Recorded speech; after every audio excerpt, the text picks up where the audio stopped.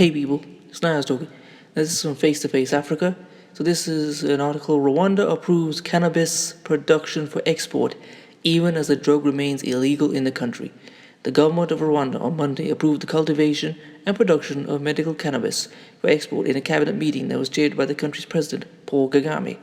In a follow-up statement on Tuesday, the Rwanda Development Board, RDB, said the approved regulatory guidelines provide a framework of investment in the production and processing of medical cannabis in the East African nation solely for export to growing global markets.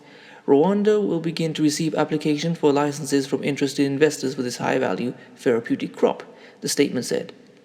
Please pay attention to what they just said. Therapeutic. Let's keep going. With the global cannabis industry currently valued at $345 billion, the Rwandan government is looking at expanding its export revenue by joining the lucrative business, the East African reports. Monday's announcement, however, came with the government's reiteration that the use of the plant locally for medicinal and recreational purposes remains illegal. The investment framework does not affect the legal status of cannabis consumption in Rwanda, which remains prohibited, RDB emphasized. Medical cannabis produced in Rwanda is solely for export markets. Despite the outlined framework, Monday's decision was met with mixed reactions, with some people arguing that approval might be misconstrued and could possibly be used as an excuse by the country's youth to abuse the drug if authorities do not strictly enforce local laws, according to the East African. But in an interview on state-owned television station on Tuesday, the country's health minister, Dr. Daniel Nagamije, stressed this will not give an excuse for drug abusers and drug dealers. The law against narcotics is available and it will continue to be enforced.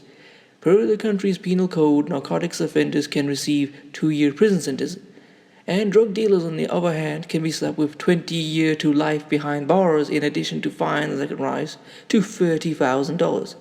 And $30,000 is a lot in America. $30,000 in, say, Rwanda is probably the American equivalent of $1 million. Doctors are also prohibited from prescribing cannabis for medicinal purposes and can receive 2-year sentences as well as a $3,000 fine if found guilty of the act. Speaking to the New Times, Aloisi Manishimwe, a researcher in medicinal plants, welcomed the government's decision to enter the multi-billion-dollar industry. I don't think it's a bad move since it comes to serve healthcare needs. Already there are many countries that have used cannabis for medicinal purposes, he said. Manishimwe, however, reminded authorities not to throw caution to the wind. Already, drug abuse, specifically cannabis, is rampant among young people in Rwanda. The task will be upon the government to have strong law enforcement, she added. Rwanda joins the likes of other African countries, including South Africa, Malawi, Lesotho, and Zambia, to legalize the production and export of cannabis for medical purposes. The government of Rwanda expects the sector to generate significant export revenues and employment opportunities in high-value agriculture and agro-processing, RDB said. Oh, man, this is this is outrageous and disgusting. And if you see what they were saying that, oh, you can get 2 years in jail, and keep in mind that when people say, oh, 2 years for consumption doesn't seem a lot, these are third world jails. Like in Africa, they don't even have basic human rights in a lot of these jails. Like some people are just left to rot. So 2 years in one of them is a really bad day. And then you saw the other ones, 20 years. They're throwing black Africans in jail, and they are allowing white corporations and investors to come into the country and grow and grow it, to send it back to America, to Holland, and to other countries to grow for their people there, while locking up their own people. And something. When I saw the ADOS movement, they were trying to stress the differences of blacks' experience, the Tiwanian blacks' experience in America from those in Africa and abroad. But when you really look at it, there are a lot of the same problems affect everybody. I mean, if you go to Nigeria with the police brutality, there is not that different from America. It's just black cops beating and killing black people. Same old dynamic. And here we have the same principle. Just like in America, Tiwanian blacks are being imprisoned and put in jail for using or growing weed, while corporations and white investors are becoming fabulously rich.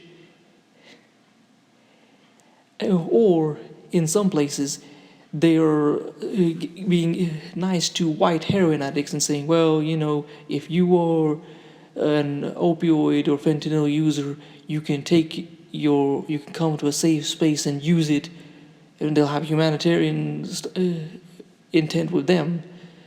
But if you are a black person smoking weed or using weed, then it's an excuse to murder you.